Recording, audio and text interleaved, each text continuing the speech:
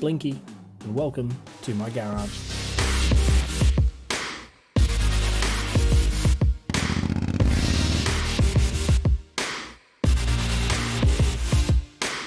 Alright, so like I said in the last video, we had to change the head gasket. So I've gone ahead and taken the head off the block, given the block a nice clean up, and now we've got a really nice flush surface to work with, which is really nice. So the head is off. I have new head gasket, manifold gaskets, and valve stem seals. So we're going to put all this on here, get it back on the car, and fingers crossed all of our engine issues will be solved. Everything's kind of neatly placed on my shelf here, so I kind of remember where things go. I guess let's get to putting it all back together. Fun. Alright, so valve stem seals are kind of pretty simple installation really. They're a little cap with the rubber top and a little spring to hold that rubber close to the actual valve itself. On the valve stem guide, there is a notch at the top which this clips into. Pretty simply, place it on top, and with your thumb, give it a good push down. You'll feel it just kind of roll over that lip. Just like so. That's it, she's on. That lip that's on the valve stem guide is quite a sharp lip, so once you push it on, you don't want to be moving it around and trying to adjust it all, because that sharp edge will actually cut into the seal itself, and you know, just stuff things up. So once you've pushed it on with a little bit of force, walk away, you're done, and we'll do all of the rest.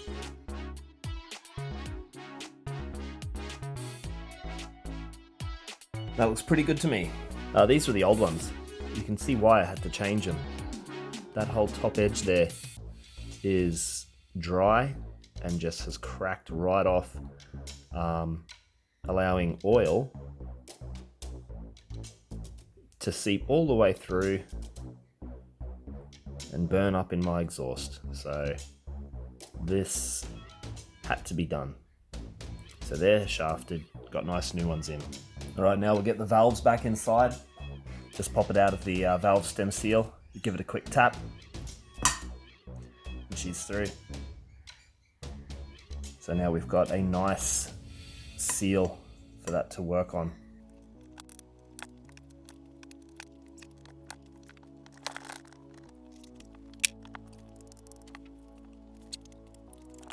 All right, now we put the little spring washers over the top. Make sure there is no grime or dirt or anything on these surfaces, because it will stuff up the way the spring sits. So let's get these on. Now the fun part. So now it's time to put the springs on. Let's give them a really quick clean up. All right, so the shims are down, springs on, spring cap is in place. Now we have these two little locking pins that need to go in between the cap and the actual valve itself. So to get them in here, I'm going to use 2 screwdrivers to push this down, while these 2 pieces just rest in this hole. I'll show you.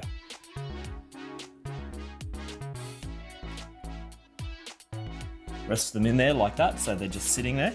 You get 2 screwdrivers. Hopefully I don't shake the camera around too much while I'm doing this. Now when I'm pushing down on these 2 screwdrivers that I'm holding like so, I want to use the palm of my hands to push on the screwdrivers, make sure my thumb is free, just to kind of wiggle these down into place. Push it down, you'll see those valves just kind of fall down into the hole, hopefully. That one popped out. All right, so having magnetic screwdrivers doesn't help. Let me just find something else, because they're sticking to the magnets on the screwdriver.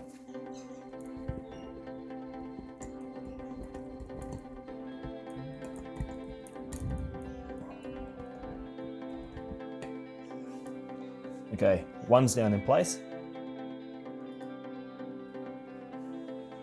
Just work this second one.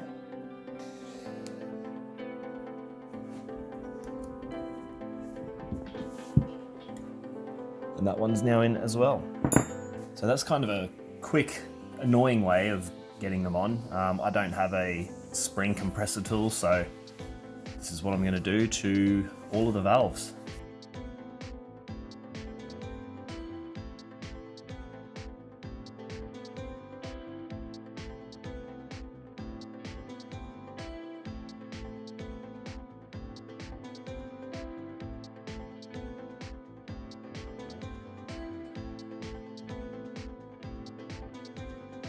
Alright, now they are all in place, which is wonderful.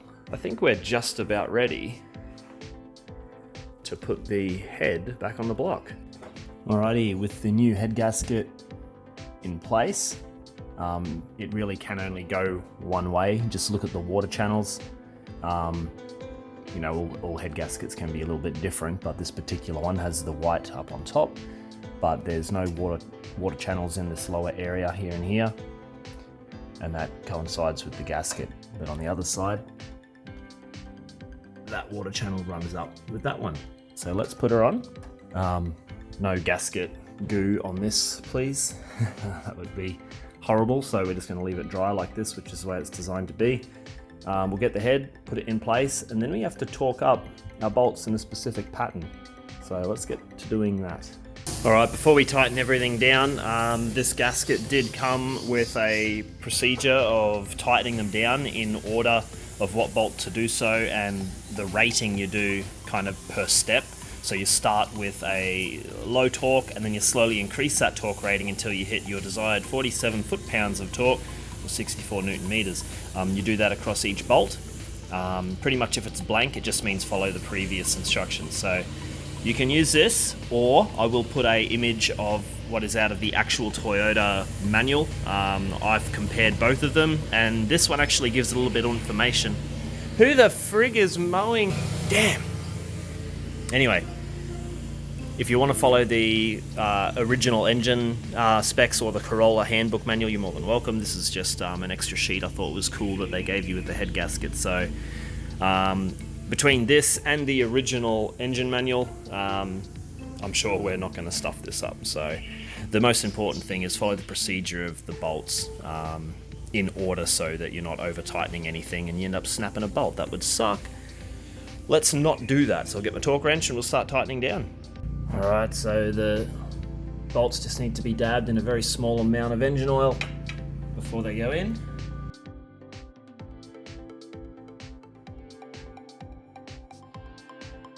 Alright, so we've got the torque wrench. We need to set it to initially 15 foot-pounds or 20 Newton meters. Tighten the rear up just a tad so it doesn't move anywhere. We're locked in place.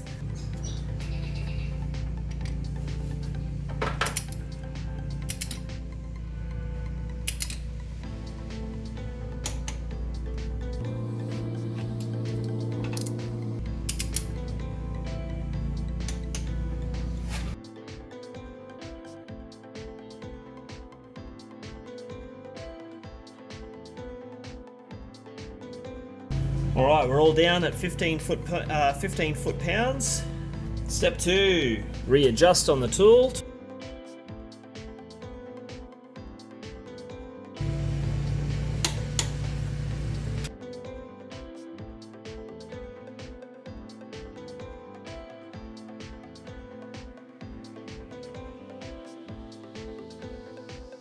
Alright, last but not least, 47 pounds of Torxes on the foot-pounds doobie dad.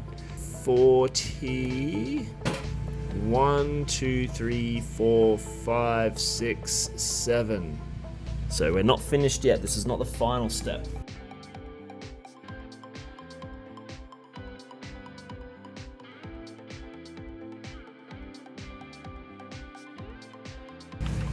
Alright, so now we got to go negative 90 degrees turn on all of the bolts. I don't want to readjust my torque wrench, so I'm using a breaker bar just to go reverse 90 degrees.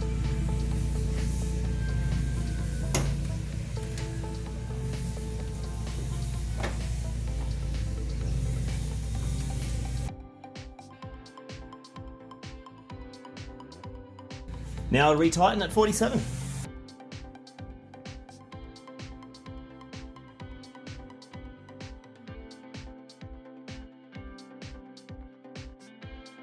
Now it says again, loosen and do that step all over again. So loosen 90 and then re-torque one final time. And now we tighten it back up to 47 foot-pounds of torque.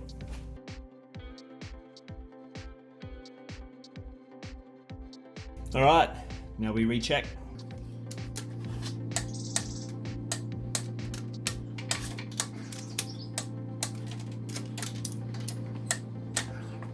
That is all torqued down now to spec. If I've done anything wrong, then, oh well, that's gonna suck. But you know, I followed the instructions, so all we can do is put it back together and turn the key. Anyways, we now have to put the cam on top. So where is that hiding? There it is. Before we do that, we got to get these suckers, the push rods, back down into their little homes, which is all the way down in there. They don't screw into anything, they just simply sit there, and when we put the cam on top, we have to line these little doodads into the actual rocker arms. So we'll put all these in. Now some will be higher than others because obviously the camshaft on the inside, it's pushing on the lobes, which will be lifting these up. Don't worry, when we tighten the top down, it's all gonna sit nicely and be where it needs to be. Basically make sure they are sitting in their little tiny homes before you tighten this cam down, or you're going to completely destroy your engine. So they are all in place. I'm happy with where they're sitting.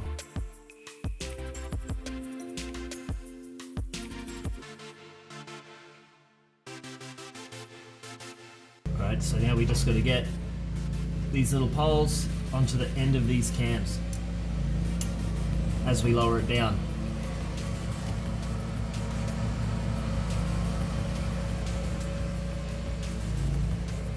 So I'm just kind of rocking the rocker arms back so they hold them in place as I jimmy it slowly down onto the bolts.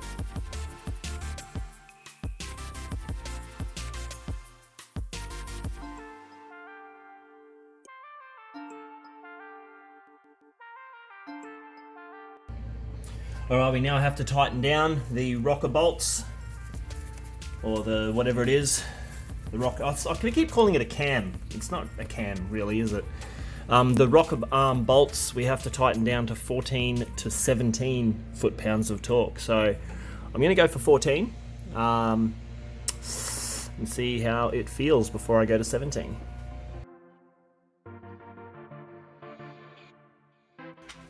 Alright, now we go 17.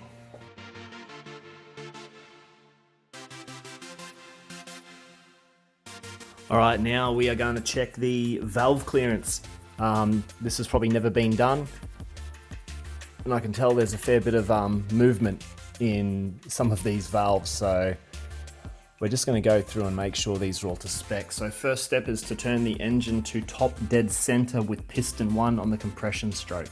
That is top dead center. When that is top dead center, it should also tell you down at your timing mark, if you've set your timing to whatever you set it to, let's say 10 degrees before top dead center, then when this piston 1 is at full compression at the top, that timing mark will be sitting on 10 degrees top dead center, just to make sure you know that you've got it right. And then after all this, we'll put the dizzy back in. So let's get this thing top dead center and then start adjusting our valves. Best way I found to do this is block your first spark plug with your thumb so that you can feel the compression on the thumb. You feel pressure build up. That's telling you that you're on the upwards compression stroke. So right there, you can feel that, you can actually hear it pushing against my thumb. That's the pressure. Right there, pushing up against my thumb. Now I also set this earlier to 10 degrees before top dead center. And there you can see my marking right there on my 10 degree mark. So just to triple check you've got that right. If you don't trust your thumb and the compression, just triple check with that. But anyway, I know now that's at top dead center. So now I can get my little tiny manual, which I'll put a photo right here for you. We are going to adjust the clearances in between the rocker arms and the valves. So they have to be the right tolerance. You can see right now, I can just tell by moving that that there's too much. And what that's going to do is give you so much rocket tappet noise through the engine. It's going to tick like crazy and annoy the daylights out of you. And it probably just will, you know, not be good long term for the car. So let's get adjusting these. Best way to adjust them, put a flathead screwdriver in this actual top piece here and then loosen with a spanner. And then to adjust the height, you turn the screwdriver. All right, on the paperwork it says 0.13 on the intake valve and 0.23 on the exhaust valve. So what I'm going to do is use my 0.10 gauge here and my 0.2. These are the two we're going to use. Let's have a look first. So this is the exhaust, so it's going to be 0.23. We'll see where we're at now. Way too much clearance. Like, that's still rocking around like crazy, so let's fix this up.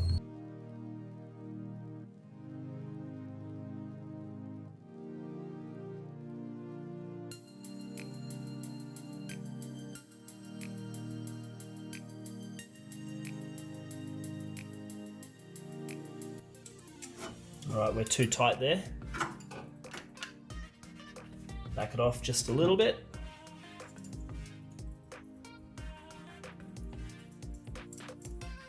We're exactly 2, so I'm going to turn it, and that should give us that 0.23 we're looking at, or, you know, thereabouts, damn close.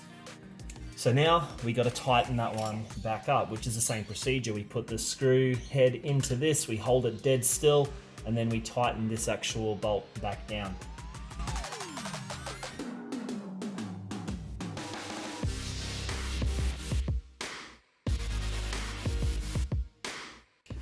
Far less movement in that, which is really good. So now we got to do the 2 intake sides at 0.13. I actually have a 0.15 here, which I'm going to use. And let's get all these sorted now.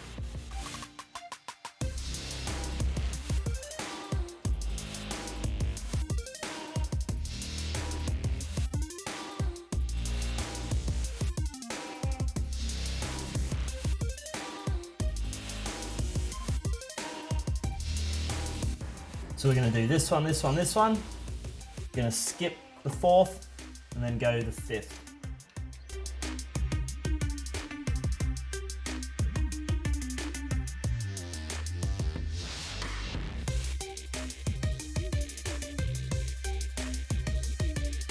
Nice. Now we have to rotate the engine so that we're at the bottom.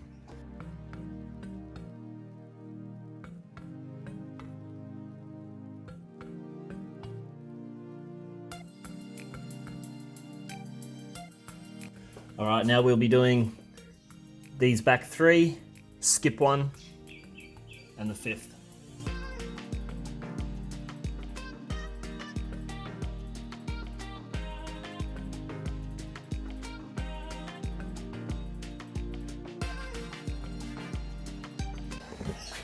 All right, they have all been adjusted to where they need to be. So I'm just going to rotate the engine once or twice with the spanner just to triple check everything's good. I can instantly feel there's far less play in the rocker arms. So they must have, I don't know, either never been adjusted or, you know, just old and needed a little bit of TLC.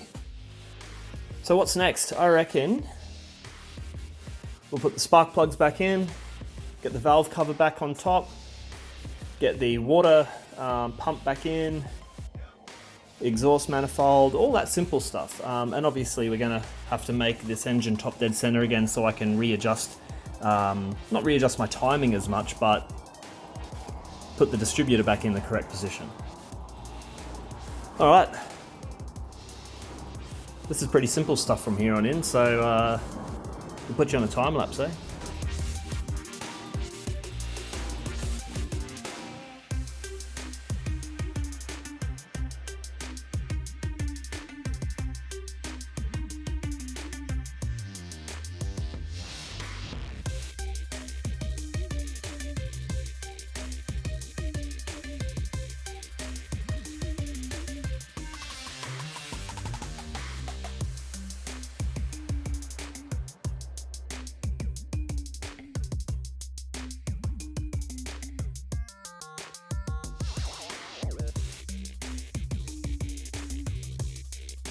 and everything is back together and looking like a real engine again. Exhaust manifold's all tightened down, carby's back on, all the pipes are back where they need to go.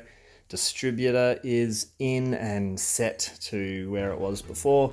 I will have to retune it. Water pump back on.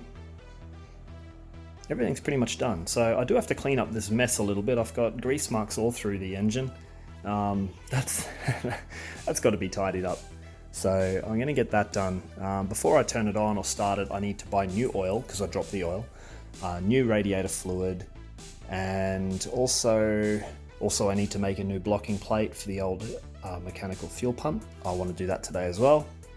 So we're going to leave it here just for now. I'll see you in literally only a few seconds time when we've got all that stuff sorted. New fuel, new oil in it, new water.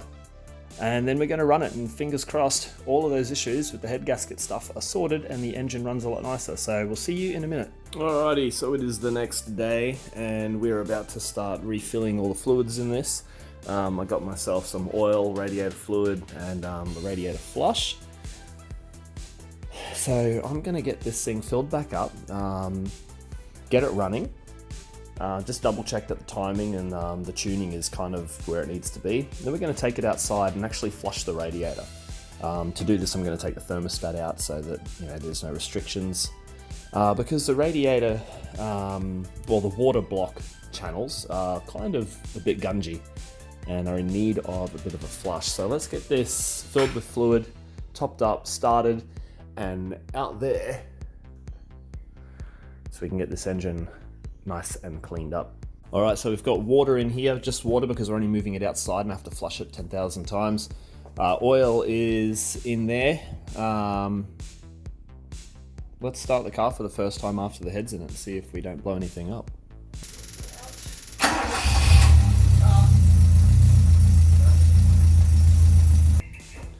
Well, that started really nice. It sounds nice and solid, and there was literally no white smoke out the back of the exhaust, so I'm really, really happy. Let's move this thing out the front.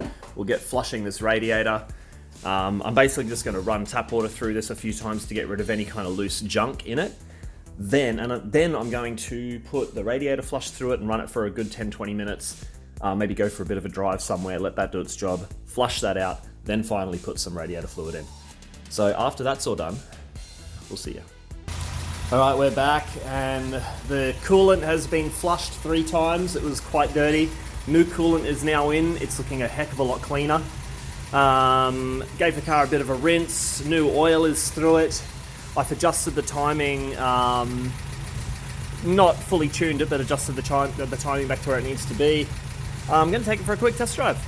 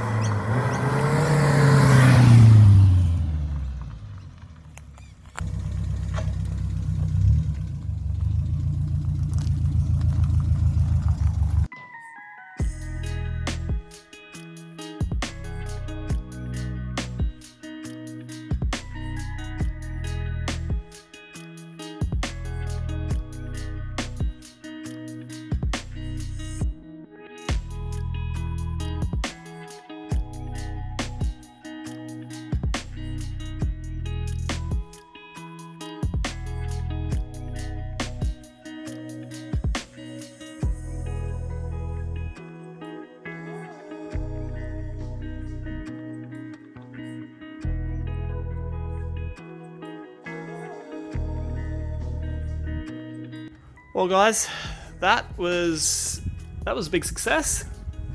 That was awesome. The car drives so well. Not a puff of smoke out the rear exhaust, which is absolutely awesome.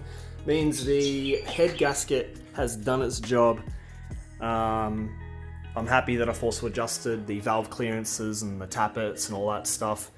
The valve seals are all nice and non-leaky.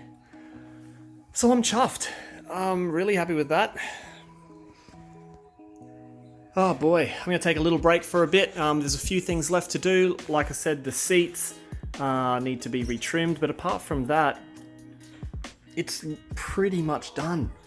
I'd like to give it a full cut and buff again, just to make the paint a little bit smoother one final time. But thank you for watching. It's been an absolutely awesome build. I'm going to love driving this thing around for a while, so there you go. Dare I say it's complete, apart from the seats. Close enough. Alright guys, till the next one.